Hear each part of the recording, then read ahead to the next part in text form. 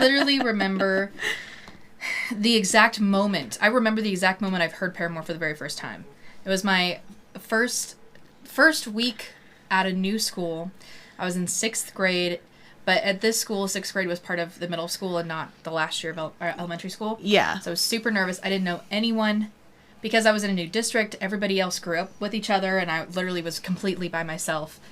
And I'm wearing my black skinny jeans and my skull backpack, and it's 108 degrees outside because it's the desert in the summer in August. And they have a back-to-school dance in the cafeteria. And it's my very first dance, literally ever. I leave my backpack outside. I walk indoors. I'm just kind of like wallflower. Didn't know anybody. And then all of a sudden, Misery Business comes on. And I just remember that moment. I was like, what is this? And it changed me forever. Welcome to the Siren Songbook, a podcast where we discuss female artists, their music, their history, and the impact they've made on the music industry. Join us each month as we pick a new inspirational artist and celebrate exactly what it is that makes them so magical. Everyone, we are back. Welcome to the Siren Songbook. I am Amy. I'm Kasey. She's now a college graduate. Yes, I am.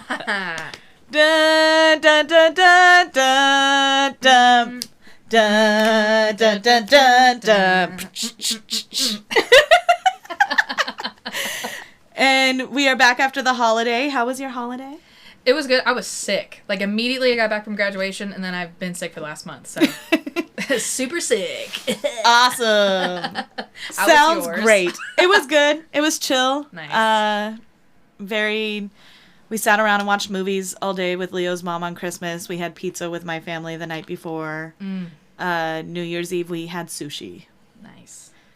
That we made at home with the sushi kit I bought Leo. Nice. And it was really cute to watch him every time he'd roll a roll because he'd get so excited. Oh, I love that. But yeah, we are back. We're excited, and we are discussing Paramore, or specifically Hayley Williams. Yes, ma'am. The front lady, that is who we're focusing on. Yes. But in general, Paramore too. Mm-hmm. Just for a little background, Hayley Nicole Williams, which, by the way, that's my middle name too. Hayley, I think we're related. Just kidding. That's not how that works. She's an American singer and songwriter. She's the lead vocalist and only constant member of the rock band Paramore, which she co-founded in 2004. Williams was born and raised in Meridian, Mississippi. Her parents divorced when she was 13, and she moved with her mother to Franklin, Tennessee, where she later formed Paramore alongside Josh Farro, Zach Farro, and Jeremy Davis. Paramore has released 6 studio albums. All We Know Is Falling in 2005, Riot in 2007, Brand New Eyes 2009, Paramore 2013, After Laughter 2017, and This Is Why in 2023. It has featured a continuously changing lineup, currently consisting of Williams, Zach Farro, and Taylor York, with Williams being the only member to appear on all 6 albums. But they also have the Para-4, the other 4 members of the band that tour with them. Want to make sure that we make sure that they are also mentioned. They get their mention. Yes.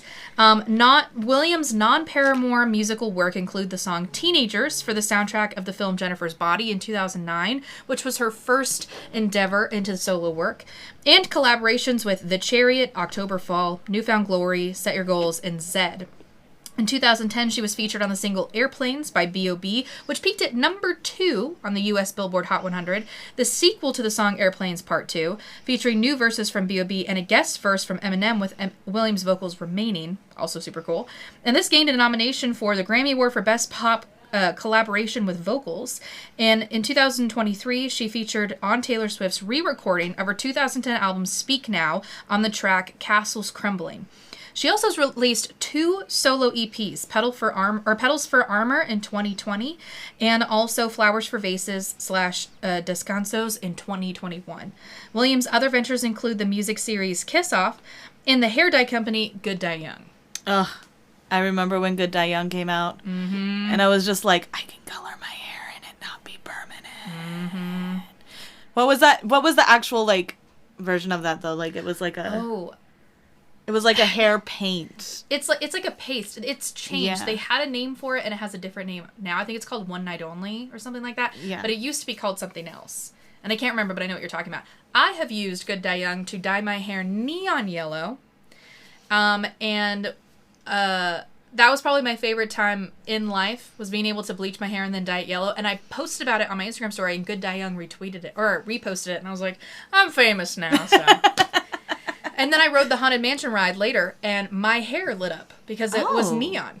So, in case you were wondering how yellow that yellow is, it's fucking It was yellow. very yellow. Yeah. It was very, very yellow. Definitely one of those hair colors that you don't leave the house unless you are definitely okay with being perceived. You are not blending into the crowd at all.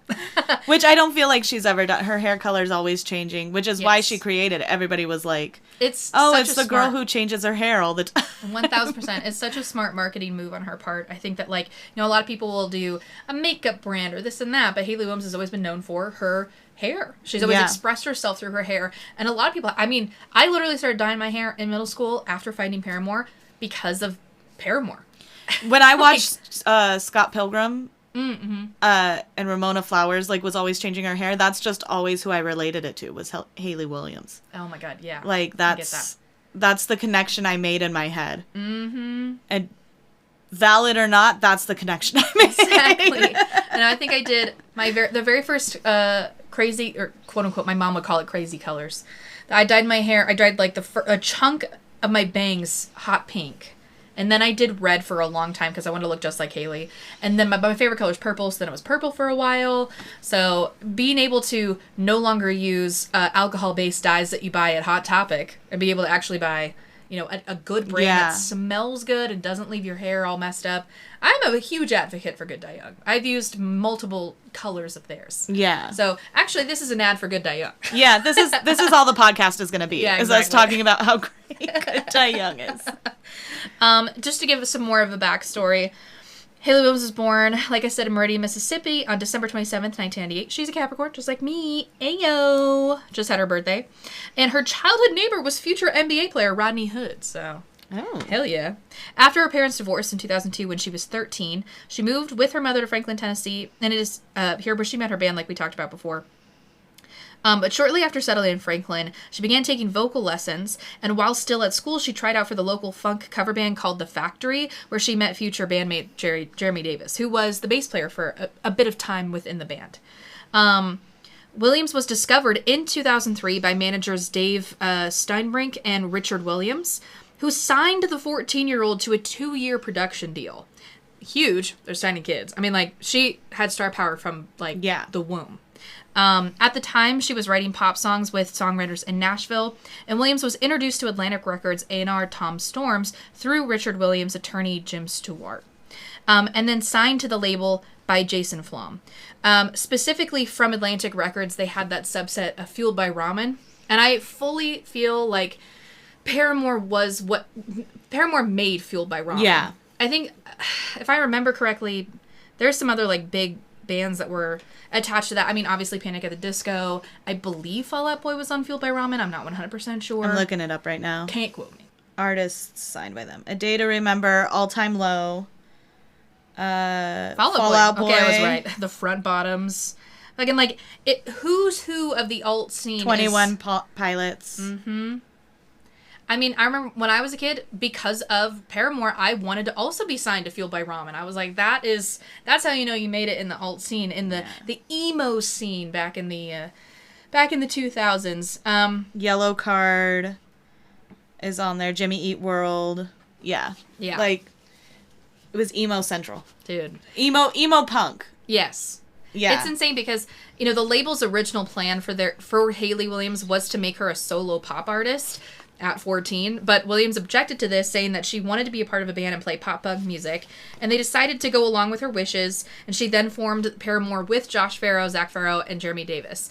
The music of Paramore was originally supposed to come out on Atlantic Records, but the label's marketing department decided it would be better for the image of the band to not have them attached to a huge label, which definitely helped. They instead released their music through a, quote, cooler niche label, Fueled by Ramen, as we just mentioned. And according to Williams, the name Paramore came from the maiden name of the mother of one of their first bass players. Once the group learned the meaning of the homophone Paramore, which is secret lover, they decided to adopt the name using the Paramore spelling that we know and love today. The band's debut album, All We Know Is Falling, was released in 2005 when Hayley was only 16 years old. Oh, wow. Paramore has since released 5 more studio albums. And then in June of 2009, the band welcomed Taylor York, who's the rhythm guitarist, as an official member, but he wasn't a part of at least the album cycles of the first 2, but he was always there. I mean, he was their childhood friend. And although he'd already been playing as a touring member, like I said, it's with the band since 2007. In December of 2010, Josh and Zach Farrow left the band famously. The news was posted by Williams on Paramore's website, with Josh later posting a blog post confirming their departure, calling the group a manufactured product of a major label, riding the coattails of Hayley's dream. Boo. I'm only bringing this up because it's important to talk about kind of all of the things that Hayley Williams has gone through. But these are her childhood friends who, Zach Farrow specifically, there's obvious, I don't like to speculate. There was rumors that they dated each other for a while. I think that was confirmed by Hayley. But again, I can't remember off the top of my head, and I don't want to sit there and say that. But and it's not that important. It's also not that important. But there's speculation that she was dating all of her members, and then there was speculation that he didn't think that she was being Christian or godly enough, and this and that. And they really explore, before Josh and Zach leave the band, they really explore the turmoil that they were all going through with their 3rd studio album, Brand New Eyes. And there's like, next time you point a finger, I might have to bend it back or break it off. And that's from the song Playing God. Yeah. Which is essentially about, I think the lyrics start with like, if God's the game that you're playing, well, I must get more acquainted, like, I don't know. I think the lyrics are they're so pointed but so good. Like, you could tell they're going through it. I mean, there's another song on that same album. Brand New Eyes, for the longest, was my favorite album by Paramore. And then After Laughter came out. And I want you guys to know something about me. After Laughter is my favorite Paramore album, and I will not apologize. I don't care. It's their best work. But Brand New Eyes was my favorite for the longest time. And there was like... I think it's Looking Up. I'm not sure if that's the song off the top of my head that I'm thinking of. But there's literally a line in the bridge of the song where it's like, God knows the world doesn't need another band, but what a waste it would have been.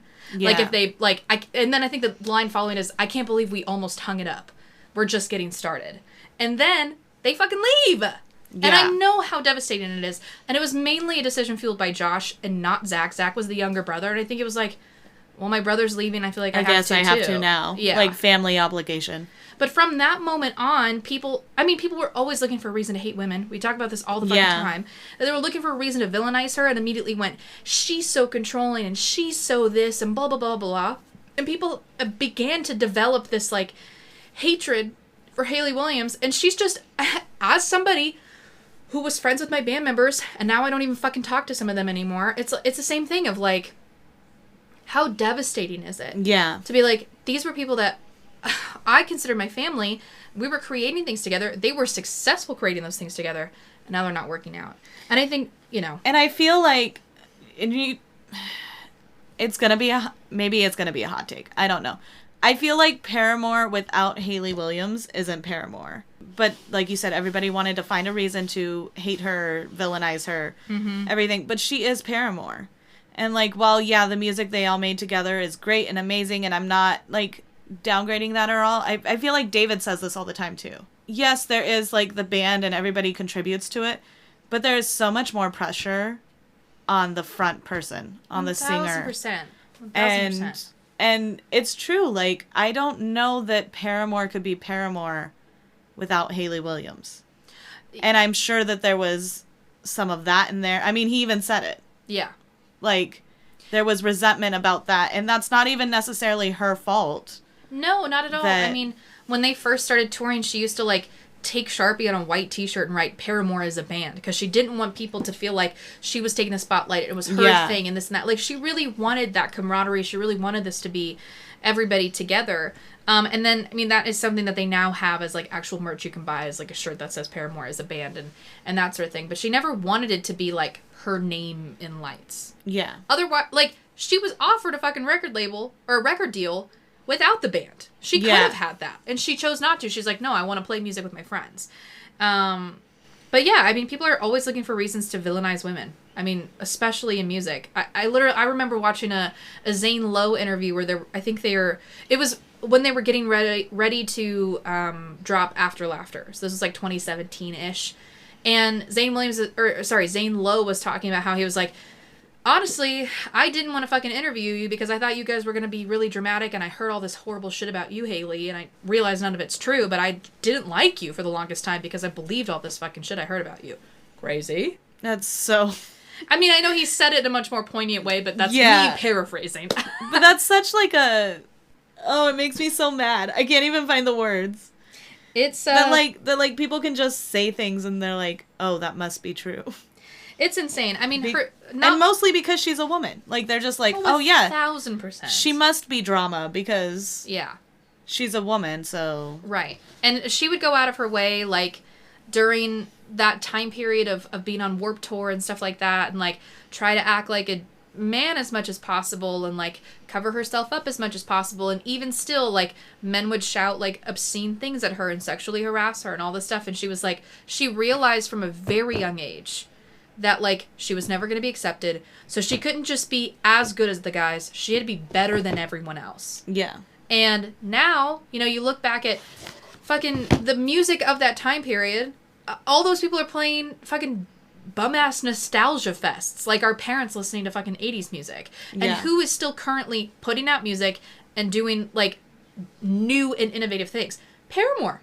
Because that star power and that talent was bigger than, oh, we just make emo music and we're, like, dudes and we fucking, like, do that crab thing and our fucking hair's glued to our forehead. Like...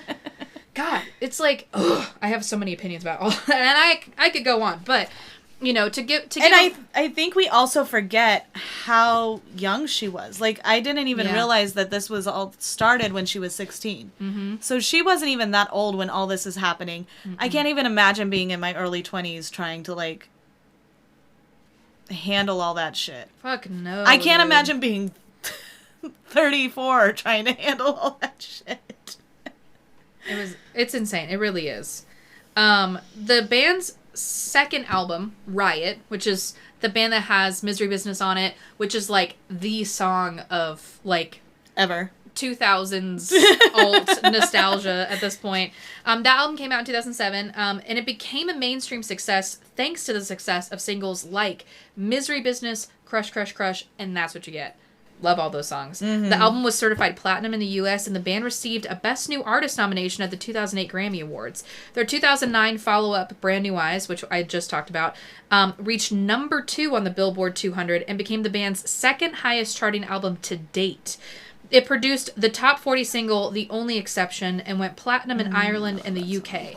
And it's so funny because maybe not the album itself is having a renaissance, but during, you know, the TikTok's rise to power, there was the All I Wanted challenge, which is trying to sing the last song on the album, the All I Wanted With You, like the really high fucking thing. I can't do it. I'm not even going to try. Believe me, I have when I've been home alone, and it's embarrassing.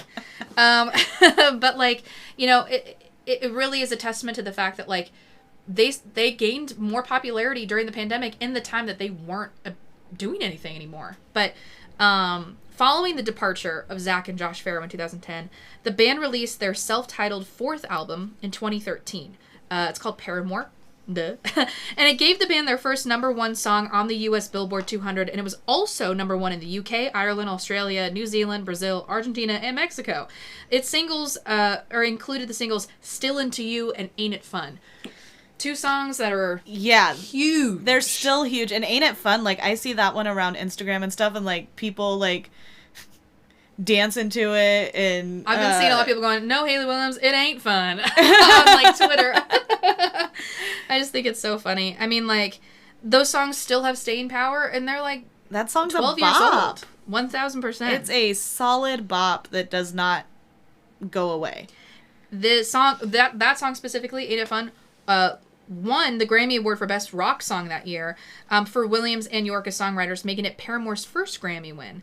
And the band's lineup changed once again after this album, with bassist Jeremy Davis leaving the band near the end of 2015, and former drummer Zach Farrow rejoining the band in 2017.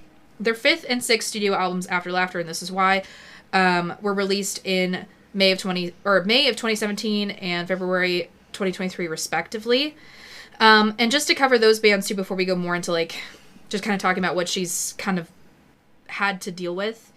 On January 19th, 2016, Williams announced that the band was in the process of writing their 5th album. And on June 8th, 2016, the band posted a short video of themselves in the studio to their social media. This was preceded by a number of images, which all included the former band member Zach Farrow and the producer Justin Mendel Johnson, leading fans and various media outlets to speculate the return of Farrow. On June 17th, Farrow was featured yet again in a picture uploaded to social media, this time behind a drum set, confirming that he would be recording drums for the album, though he later clarified that he was only recording drums for the album and that he had not rejoined the band as a full member. Despite this, on February 2nd, 2017, the band announced that Farrow would return as an official member of the band. On April 19th, 2017, Paramore released Hard Times as the lead single from their album After Laughter, which they announced would be released on May 12th, 2017.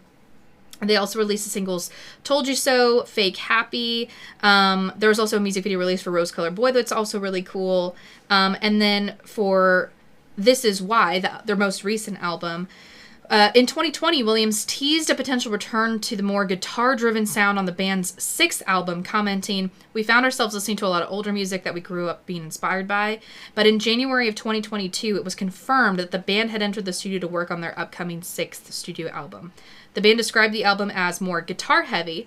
On January 18th, the band was announced to headline the newly founded Las Vegas-based When We Were Young festival alongside My Chemical Romance on October 22nd, 2022, which was one of the first live performances the band had played since September of 2018. It had been in quite a bit of time. Kind of the same thing with, it was so huge because My Chemical Romance hadn't either. So it was just like this big, like, coming back for both of them. Yeah. I mean, I remember they did like a hometown festival. I don't remember if it was called Paramore and Friends. I don't remember off the top of my head what it was called, but like I remember that performance, and then literally Hayley on stage. I don't live in Tennessee, but I was like watching as much footage as humanly possible on social media, and like somebody had posted that Hayley had said like, "This is our last time performing for a while," and I was like, "Oh my god, where are they going?" But they announced that they would be embarking on a tour in July of 2022, and I did go to that tour. Oh my! So what they did for this tour in particular, they started. They did like a small venue tour, and then they went back and did an arena tour right after. I got their very first show back since 2018. Oh, wow. It was in Bakersfield, California. I got tickets. I was row 6, dude. Hayley could spit on me. It was awesome. It was so cool. I think one of my favorite shows of all time. But, I remember you posting, like, videos of it, I feel like. I definitely was. I was like screaming, crying, and throwing up all at the same time. But I think the important thing to note is that Paramore's been around for a very long time. Hayley Williams is 36 now. So they've been around for a while. And then just recently, very recently, they officially left their label. They fulfilled their contract. They are no longer I think they are independent artists. They're no longer signed to Fueled by Ramen. Yeah. And they were under the alumni section of it. Yeah. And then they were a part of Taylor Swift's summer tour and opened 50 shows, which I think is crazy. I mean, playing stadiums, like biggest stadiums of all time, which I think is really cool. So Paramore's been through quite a bit, and Hayley Williams subsequently a part of that as well. But to further go into detail more about her personal life, I don't want to spend... this is important to talk about in order to talk about some of her solo music, which came out in 2020 and 2021. Some of my favorite music ever released by anybody, actually. Big fan. But when she was 18 years old, the member of a band from New Found Glory, his name is Chad. Yeah. He pursued her while he was, I believe, in a relationship with somebody else. And she took it upon herself to feel like because she was the other woman, she had to make it work. And they were together for 10 years. They ended up getting married. They everyone didn't want them to get married, but she felt like she had to because her family, there was a history of divorce. And she was like, I have to be the one to break this generational curse. But, he wasn't a good guy. And they ended up divorcing prior to, or they separated, but it ended up being announced in the middle of the After Laughter album cycle that she was divorcing her husband. And or maybe a year or two after that, rumors started to circulate that she was involved with the guitar player of Paramore, Taylor York, who she has known since she was 12 years old. And obviously, a lot of people were like, well, they didn't confirm it. Like, Paramore fans were like, they didn't confirm it, so it's not true. But she releases her solo album in 2020, and people are like, wait a minute, I think she's confirming it in this. And she likes to keep her relationship really private. It is confirmed. They have been together, and that's her soulmate. And I'm so happy. That's so cool. But she's been through... What I love about her so much is that she's open about her struggles with mental health. And if you listen to the album After Laughter, which is why this is my favorite album, it really dives into the topics that she was dealing with at the time with the ending of her marriage and also just depression in general from... you know, band members leaving and everyone kind of painting her as this, like, Wicked Witch of the West. Yeah. In some capacity. And so, you know, like, the song Fake Happy kind of talks about it. Even Hard Times, it's this upbeat song with lyrics about, like... Hitting rock bottom. Hitting rock bottom, yeah, 1,000%. And she even mentions, like, you know, we talked about her coloring her hair all the time. You know, she would color her hair to, like, kind of match her vibe. And so a lot of After Laughter, towards the end of that, which is when there's, like, a lot of dissolving of her relationship with her band members and also with her partner of quite a few years, her hair was blue for that, like, last little bit of that tour.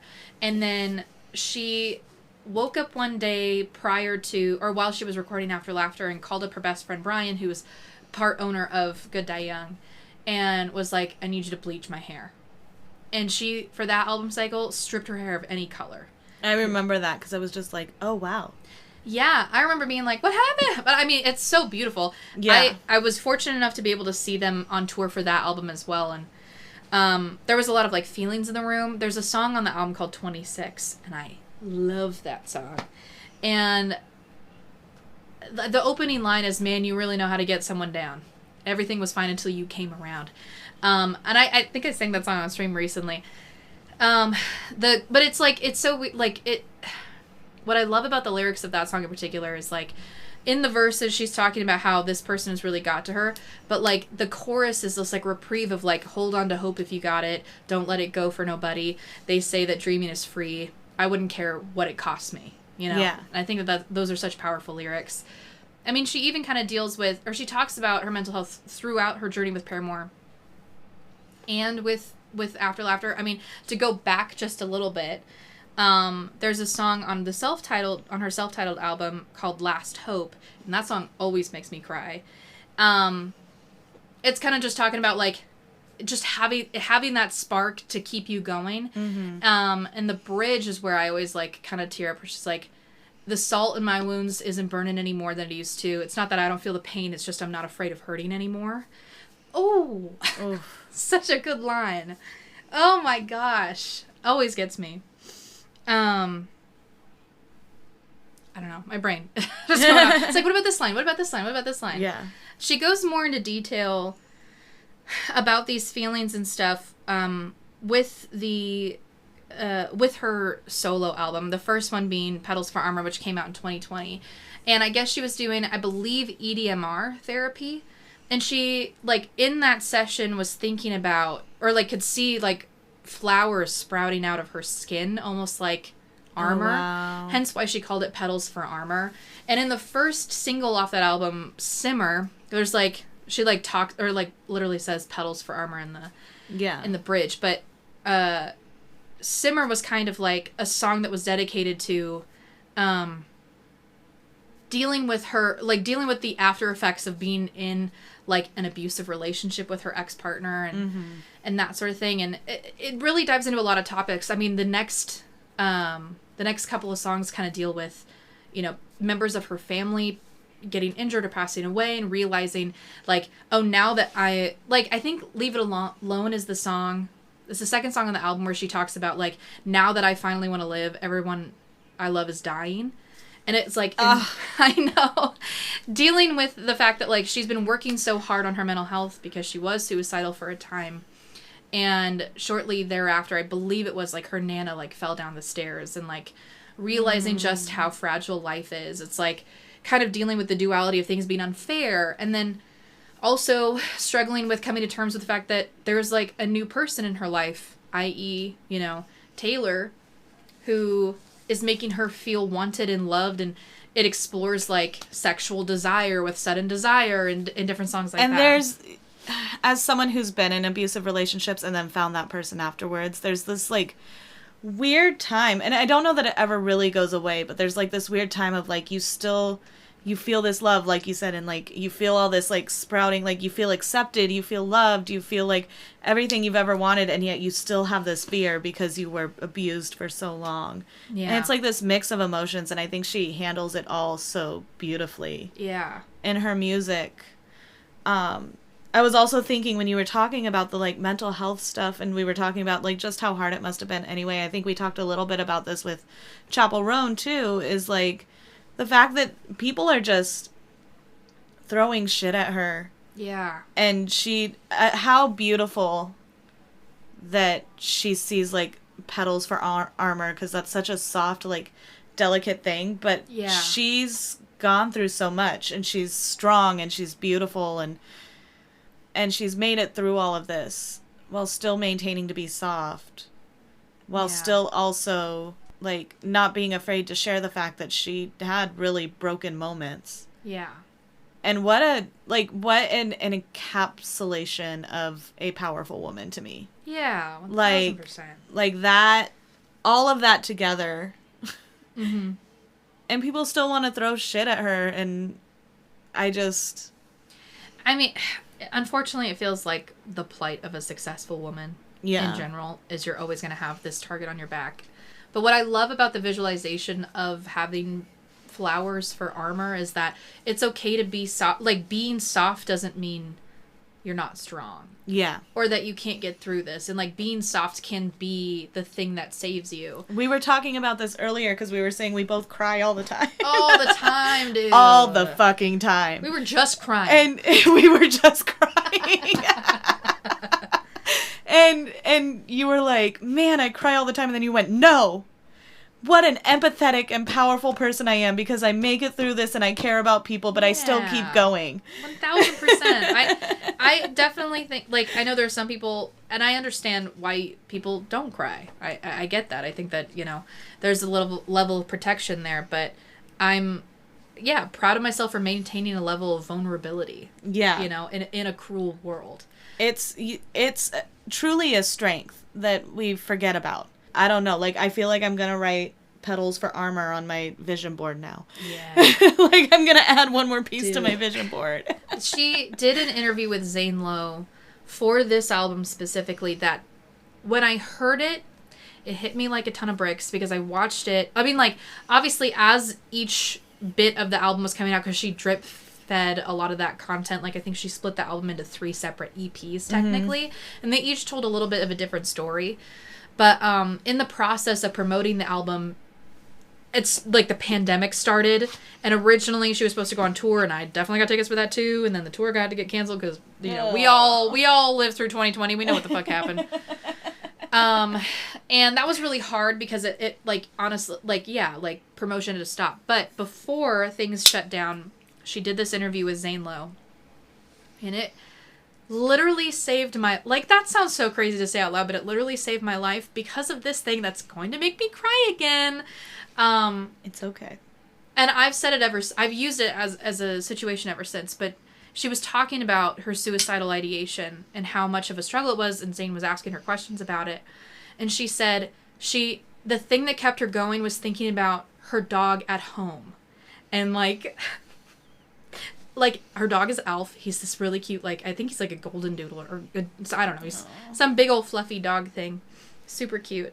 And she was like, no one would be able to explain to him what happened. He'd be waiting for me. And, like, I know. Oh, my God.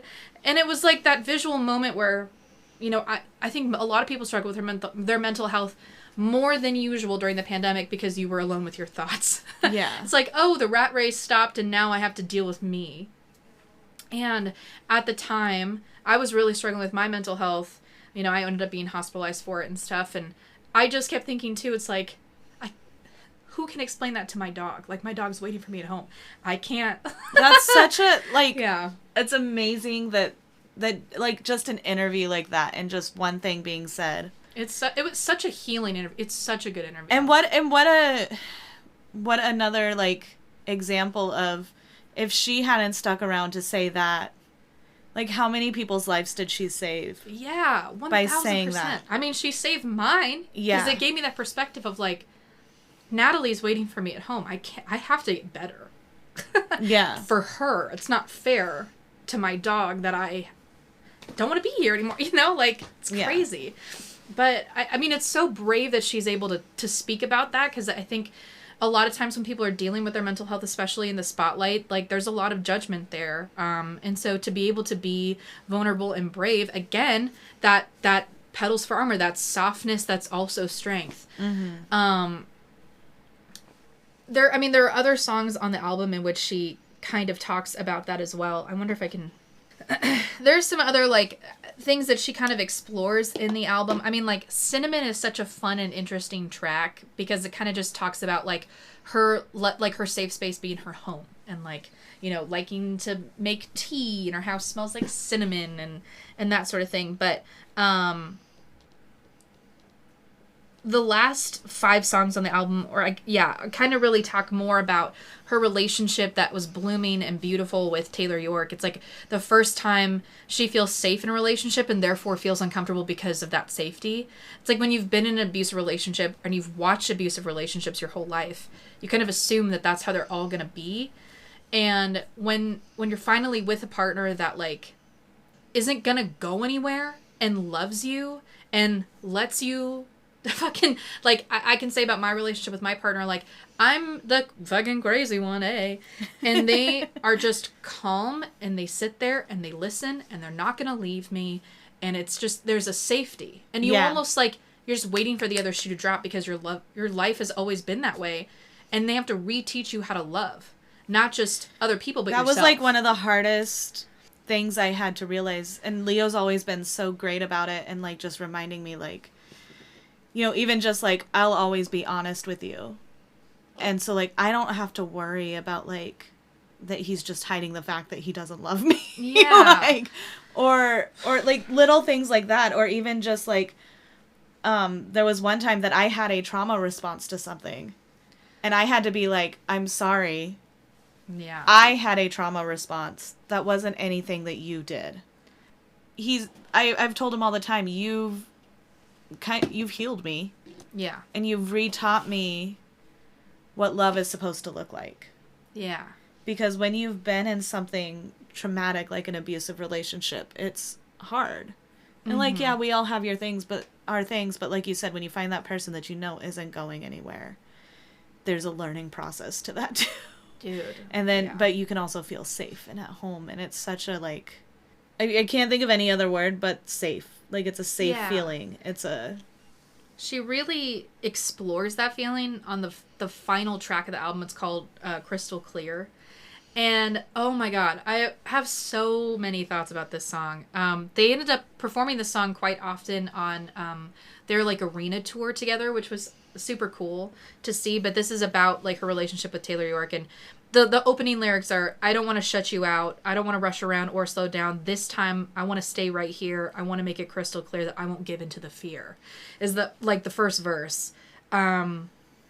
And then it, like, goes into, like, I remember standing on the edge, closing my eyes, counting to 3, jumping with the rush in my head, only to find the water was concrete. And now you're pumping air into my lungs. This doesn't feel anything like sinking. In fact, no matter how deep I go into you, it looks like the water is crystal clear. I would cry again. Me too.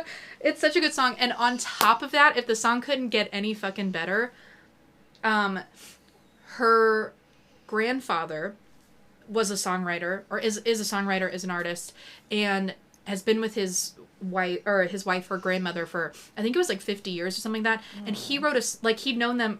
It's almost the same exact relationship. She's known Taylor York since they were kids. He had known his wife since they were children. I'm gonna cry. This is just a crying day, guys. Yeah. Okay? Whatever. And he wrote a song. Her grandfather wrote a song about the two of them called "Friends or Lovers," where it was like, "Are we gonna just be friends, or are we gonna be lovers?" It's such a cute song.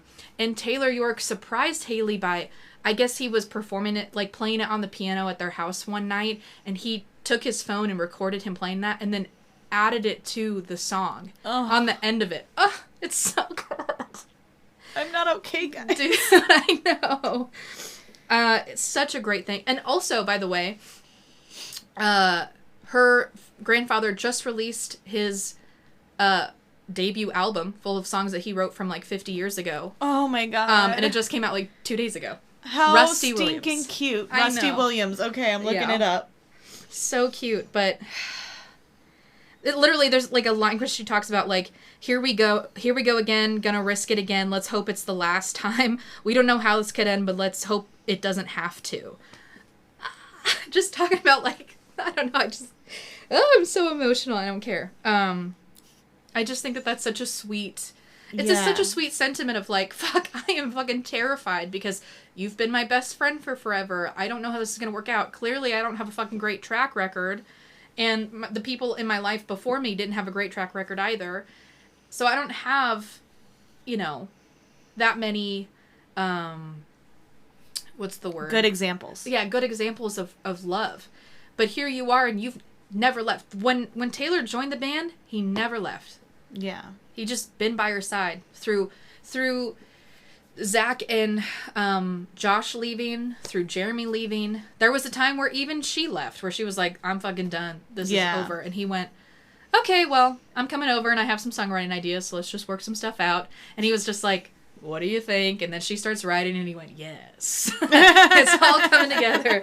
But he's just been this like steadfast safety net for her. And to like, I think that Crystal Clear is one of the best love songs ever written. Because like it really emphasizes this like, the fear and the hope. Yes. Like, all in one. How fucking scary it is to just jump headfirst into something and be like, well, I hope this doesn't end. And I mean, she kind of also talks about like that same situation with like pure love.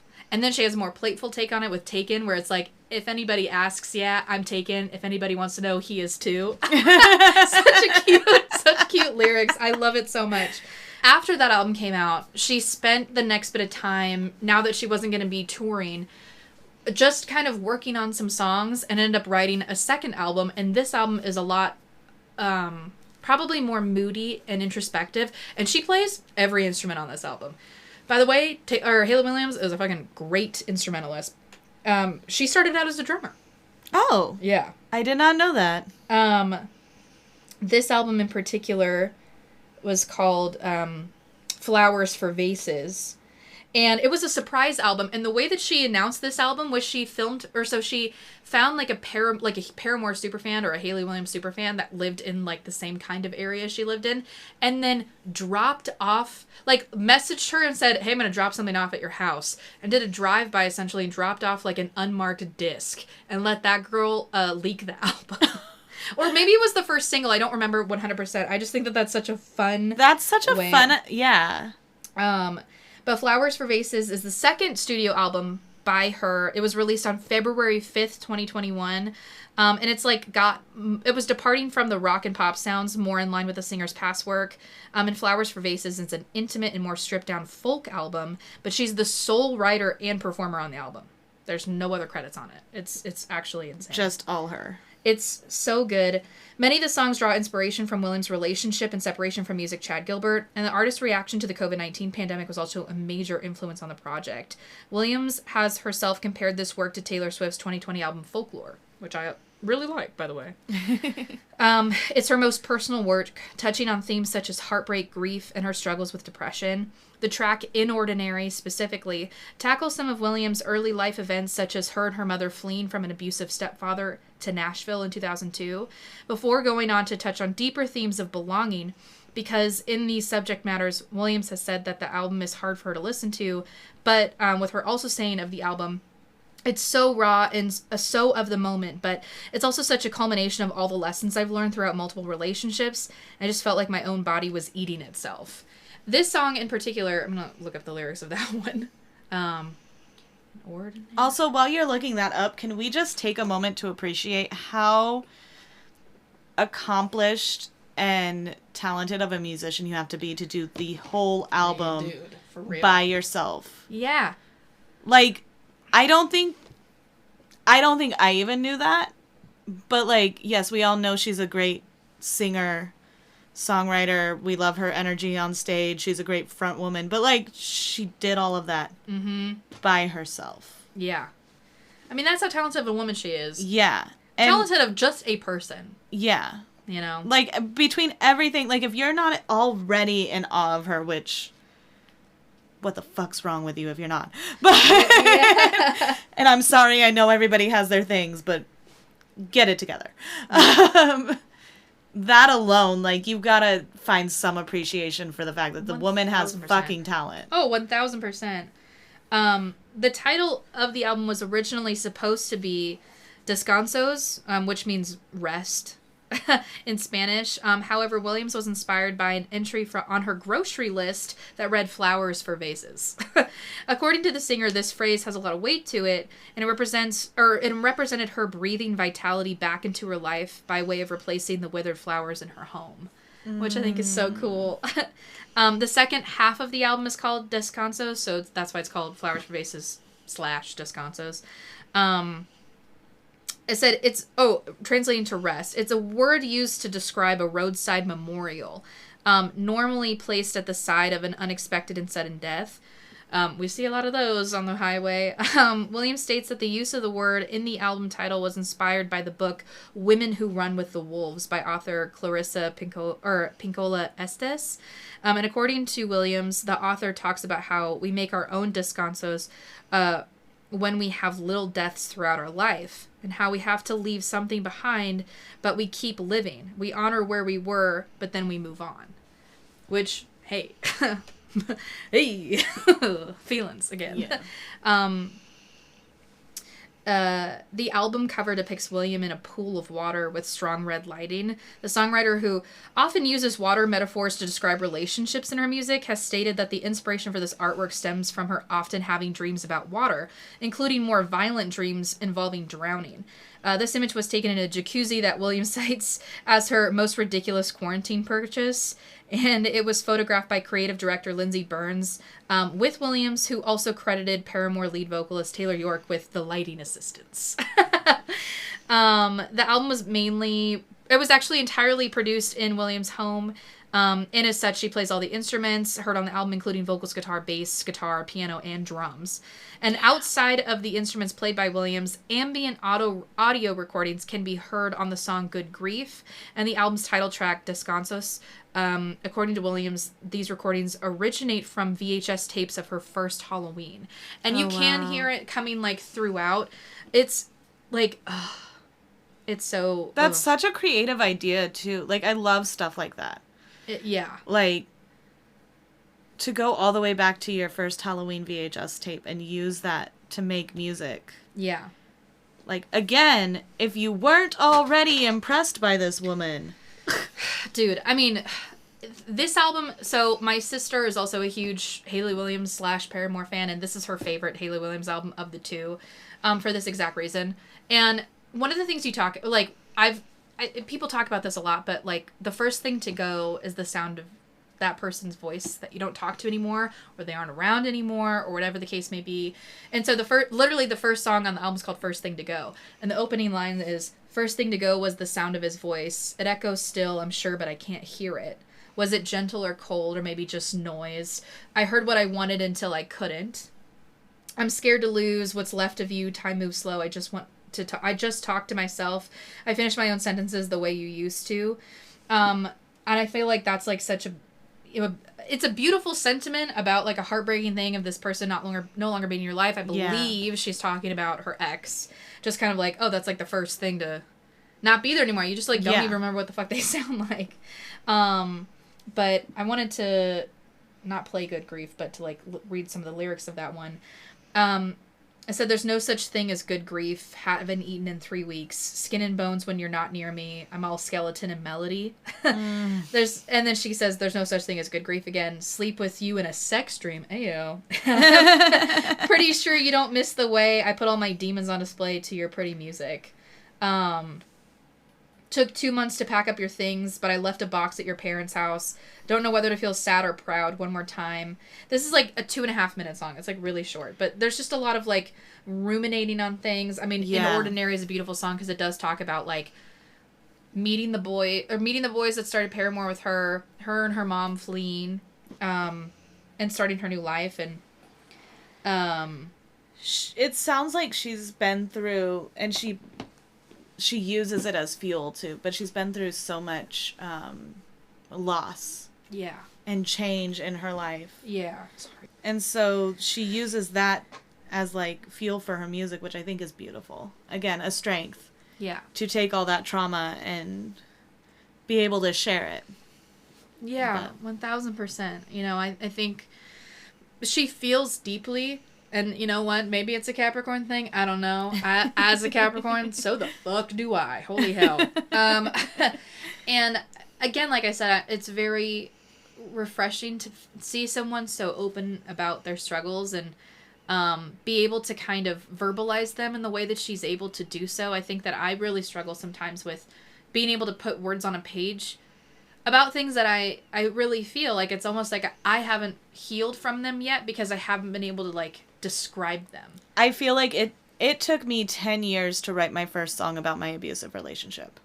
Sometimes like I still just can't find the words to put it, or even just talking about my POTS. Like the ability to have the right words to say, to talk about what you're going through so you can help other people is amazing. Yeah. And I was also thinking like, you know, I'm sure this came out and so many people went, oh, is there issues?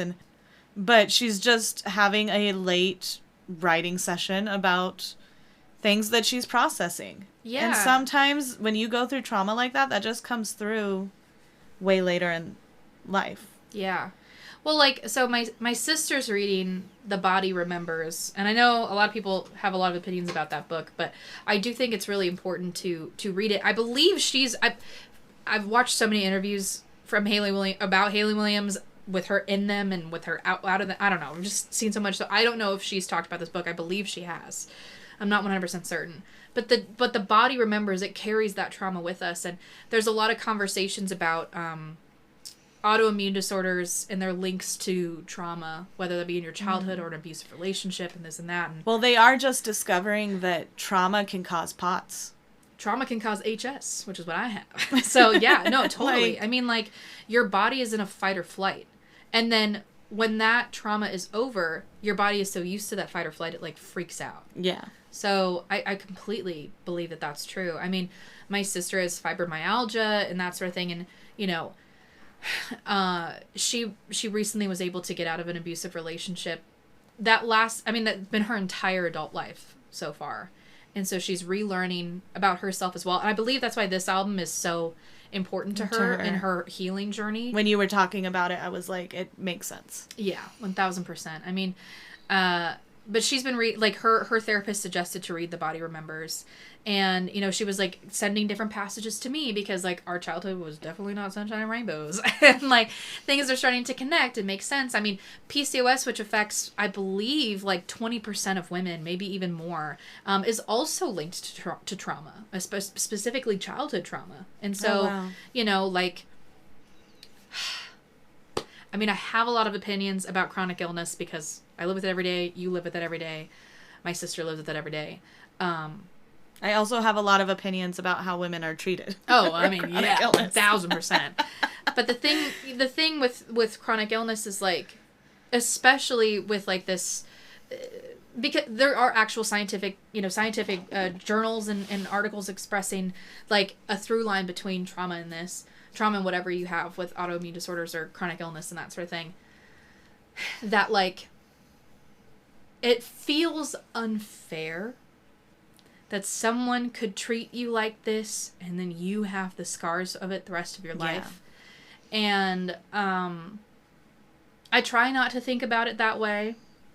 but on days where things hurt more than usual, or, you know, for me with my, you know, my HS, like, if my skin is bleeding, or it hurts more, or I'm just really uncomfortable, or I'm, you know, one more doctor tells me I just need to do this. Yeah. Something stupid, like, I don't know, you just need to work out. Oh! Yeah, lose weight. Oh, okay.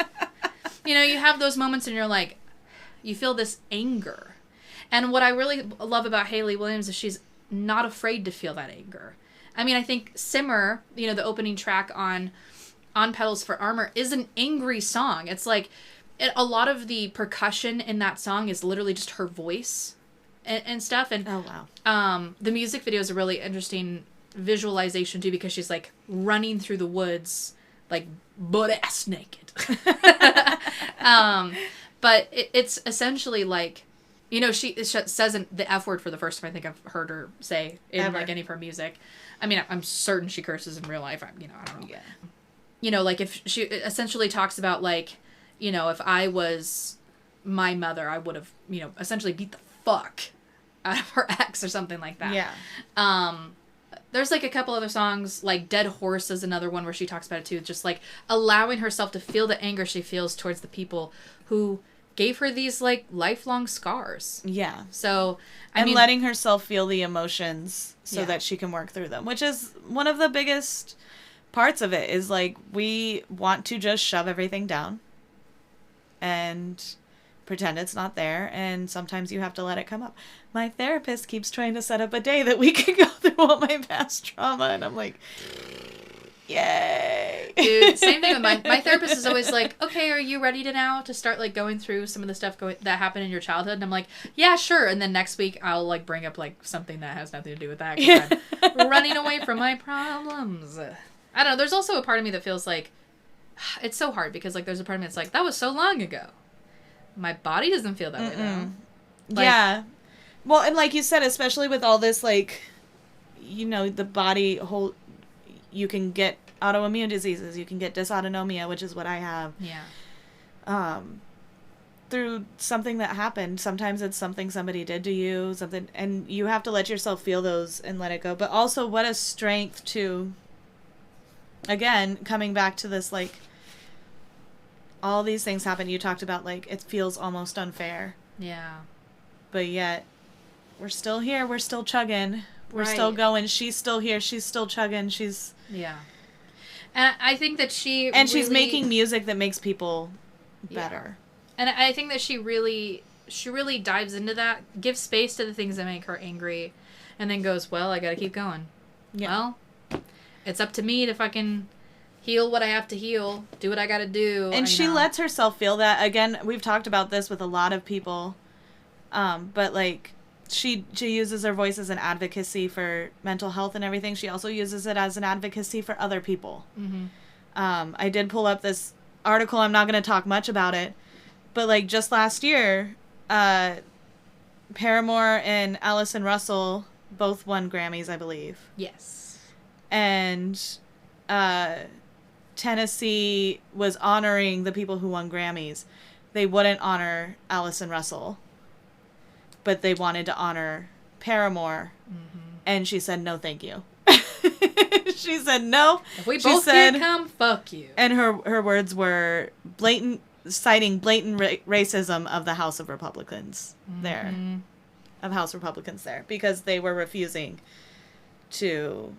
and somebody, like, even tried to put forward a motion to honor Allison Russell, and they, like, shut him down. And it was insane to watch. And she doesn't only, like, use it for herself, but she uses her privilege and everything that she does have to stand up for other people. 1,000%. I mean, she dives into this with the latest Paramore album that came out in 2023. Like the song, like, The News is a perfect example of that, where it's like, every second our collective heart breaks, all together, every single head shakes, shut your eyes or it won't go away, turn off the news. There's a part where, like, I think she says in the lyrics, like, I worry and I give money and I feel useless behind this computer, and that's barely scratched the surface of my mind and, like, essentially, like, how she processes it. Yeah. And that, like, comes from a place of, like, I feel like I'm watching the world on fire and I don't know what to do to help. I remember listening to that song and being like, Jesus Christ, she just, like... She put what a lot of us are feeling into such good words and gave us the words to sing, to sing. Yeah. Like, it was... I had a moment with that album. Moment with that album. I feel like I heard that there's a possibility that she's going to go on tour for the solo work she was supposed to do a couple of years ago, and I really hope that that's true because I definitely want to see that.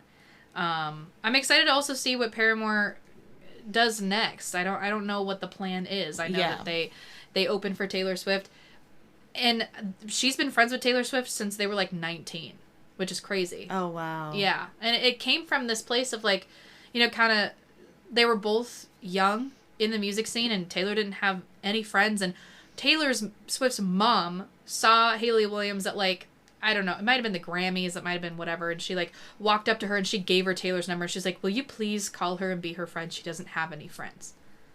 I think that's so... And so then, like, Hayley called her and was like, hey. And they've been friends ever since. And she was in the Bad Blood music video, and yeah, so, you know, I think that they've been each other's, like, oldest friends. I mean, did they know that either of them was going to reach the place that they've reached, you know? Yeah. I mean, like, one of Paramore's biggest songs, Decode, wasn't on any album. It was written for Twilight. Yeah. And that song rips. Oh, that's an amazing song. I love that song. So good. Well, we're going to take a short break here from our sponsors, and then we'll come back and talk some more about our favorite albums. Sounds good. We'll see you on the other side of this break.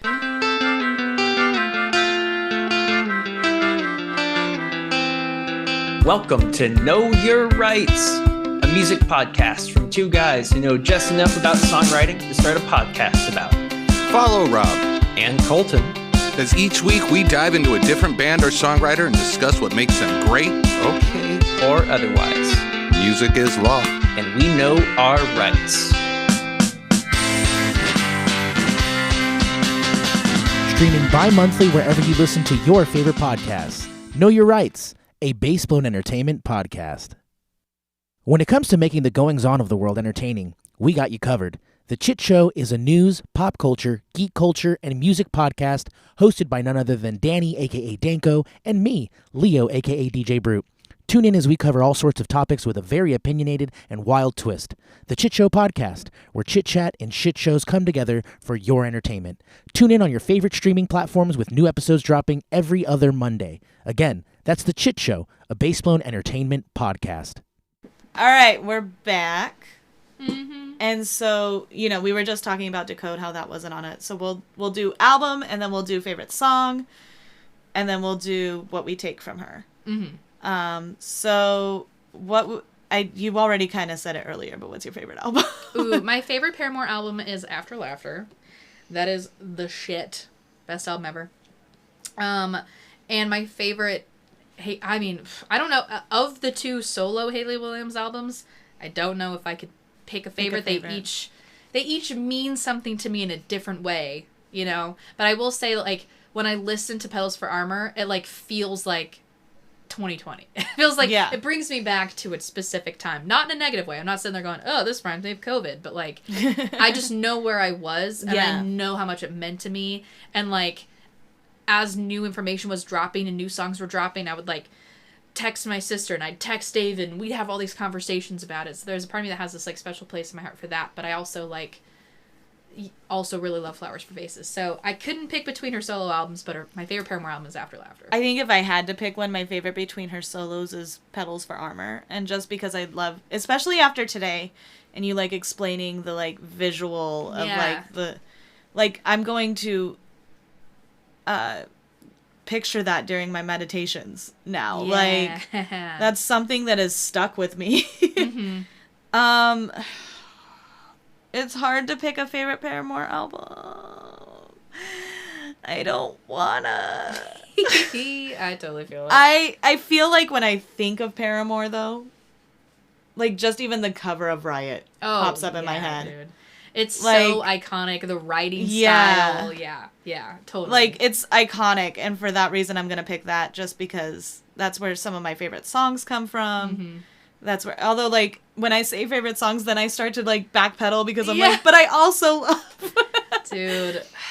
But I'm gonna go with Riot. Final answer. Nice. I'm going with Riot. Do you have favorite songs, specifically one to highlight? Songs-wise, I have always loved, again, off of that, I mean, like, Misery Business Duh. Like, that's just, and I love Ain't It Fun, and, what's the other one? Oh, Still Into You. Mm-hmm. That's what, Todd and Martha danced to at their Oh. wedding. And after all this time, I'm still into you. Because it was their 10-year anniversary. Oh, wow. That's cute. They got married on their 10-year anniversary, and it was such a small wedding, and so I love those songs. I love Decode. I love Only Exception, but That's What You Get. I sing that song out. I sing that song out so fucking loud. It's so funny when like they perform that song live in the few concerts I've seen of them. I feel like that's the song I'm going the hardest to. I'm like, yeah. So I totally get that. Yeah. I feel like that's just the one. And that was like my first. I was not an emo kid at all, you guys. Like, I went to an MCR concert when I was out of high school. Oh damn. And that was, like, my first time, like, really, like, getting into them and stuff. I was not that... I was a pop princess. And so Paramore and Avril Lavigne were, like, me going hard. That's what you get, was me going hard. Hell yeah. What about you? Okay, so I, obviously... their first album, All We Know Is Falling, I feel like it's everybody's favorite song, but, like, My Heart is, like... That's the song, that or Emergency are just the songs I think of that time period. With Riot, it's so interesting because obviously Misery Business is the first song I ever heard from Paramore, but like there are certain songs that mean different things to me. At the time, my favorite song on the album when I finally got my hands on the CD was Hallelujah. But my like at the you used to be able to have like a song as like your MySpace. Or, like, your MySpace, but this was my ringtone for my phone, was Fences. So, like, every time I hear it, I think my phone's ringing still to this day. But my 8th grade talent show, I performed We Are Broken. And I feel like that's just, like, that's just the song I don't know. Like, I have footage of that still, and it's just so cute to see me in this, like, weird-ass dress and my, you know, crazy side bangs, and I'm singing this Paramore song. With Brand New Eyes, I mean, that album was transformative for me. I was obsessed with it. And I feel like each song means something a little bit different. I feel like you can't pick a favorite song when it comes to Paramore. I mean, I know we do this every time, but... I know. Let me see. Okay. Turn It Off has always been one that I really liked. Misguided Ghosts, I think, might be my favorite one. I always felt this, like, pull to it. And they recently, like, kind of, like, zhuzhed it up for their live performances. And I think it sounds really cool. But, yeah, I loved all of the songs off this album. Friggin' Feeling Sorry, Looking Up, Where the Lines Overlap. All I Wanted, obviously. I was like, man, if I could ever sing like that, that'd be crazy. With the self-titled album Paramore, Last Hope is my favorite song. Also, Hate to See Your Heart Break is a good one. After Laughter, again, favorite Paramore album. And it changes quite a bit, but I really like No Friend. I think it's such an interesting song, sonically. But also, Fake Happy is such a good one. That one always makes me, like, I just, like, is everybody here Fake Happy too? I just think that that's cool. And then for their latest album, oh god, I know this is so embarrassing. I should have already like picked all this before. Oh no, I feel like maybe You First is such a fun one. I mean, I think like she kind of wrote that about like stupid male politicians and stuff. Yeah. I was like Figure Eight or Crave even. Ugh, all those songs are good, but it is what it is. When it comes to her solo music too, I think that that's really important to highlight as well. And I feel like for Petals for Armor, Leave It Alone has always been a big one, and then Why We Ever. But, after talking about, everything we talked about today, Crystal Clear has such a special place in my heart that I just feel like it really encompasses, a safe and happy long-term relationship. And also just the, beautiful little piece of the song at the end. And the... Yeah, with their... and then for Flowers for Vases, I've always been a fan of Trigger. That one's such a good one. And then Just a Lover is also a good one. My Limb, First Thing to Go. So I think my takeaway from this is just listen to anything Hayley Williams has written the lyrics for. Yeah. You'll really like it. I think you'll be a fan. I know we are. Yeah. If that wasn't enough evidence. So as far as what I take away from her, I feel like a big one is, again, going back to that Petals for Armor thing, is the being soft but strong. Yeah.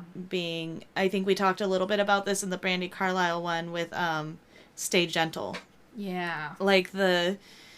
The ability to stand up for what you believe, the ability to talk about hard things, the ability to go through hard things and still stay vulnerable. Yeah. You have to be vulnerable to talk about some of this stuff. Yeah. You can't be hardened up. You have to be a little open, and it's scary and it's terrifying sometimes, but she does it so beautifully. And so that's, I think, the big thing I take away from her. Yeah. I would agree. I think that that's such a good sentiment to have. I mean, obviously, the thing that she said, about needing to be able to come home to her dog is something that has stuck with me for 5 years. It's literally the reason I'm here today. So I think that that's the thing that I take with me. One of the bigger things is kind of thinking about, it essentially is obviously not just about her dog, but, other people. It's you keep trying for them if you can't try for yourself. Yeah. There are people waiting on you and they love you. And if any of you guys are listening and you're feeling that sort of way, just know there is someone that's going to fucking miss you. And if it isn't anybody that you can name off the top of your head, me, bitch. Yeah. It's me. I'm going to miss you. It's me. I'm going to miss you. Stay around. Yeah. We love you. I get it, dude. Fucking today was the inauguration. Life is feeling ominous, to say the least. Yeah. The horrors persist. But, stick around, man. Yeah. And like I said, she has that openness, but she's also so strong. And she gives such a power to our voices, I feel like. You mentioned the inauguration, but also her music pumps me up to just be nah, I'm just gonna fucking stand up and keep going and fight the system. Dude. With You First specifically, I believe she's made reference to Donald Trump. Mm-hmm. But there's there's a line, and before we leave, there's one line in that song that I've always loved. It's, turns out I'm living in a horror film where I'm both the killer and the final girl. Ooh, so who are you?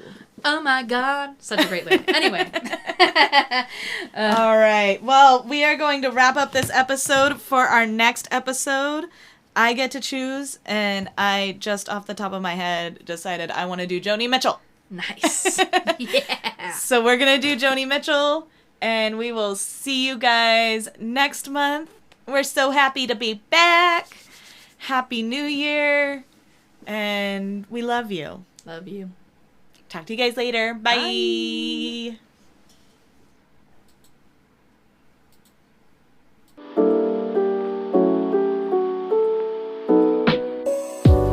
What happens when you get a bunch of obsessive music lovers sitting around a table and talking about every aspect in music? You get the Untitled Mixtape. Join Danko, Lewis, and Lorenzo in this educational but enjoyable podcast that encourages everyone to branch out and expand what they listen to. From deep dives to letting you know what is a bop or flop, the Untitled Mixtape boys are sure to take care of your music needs every Wednesday on your favorite podcast platform. The Untitled Mixtape, a Bassblown Entertainment podcast. If you're looking for fun events, awesome music, and enjoyable podcasts, then look no further. The Bassblown Entertainment family has you covered. With so many talented people in our community, it was only right that we not only bring you events, but all sorts of awesome entertainment. Follow Bassbone on social media or join our Discord community to stay updated and engaged in everything. That is at Bassblown on social media and discord.gg/Bassblown for our Discord. Bassbone Entertainment, bringing you more than just bass in your face.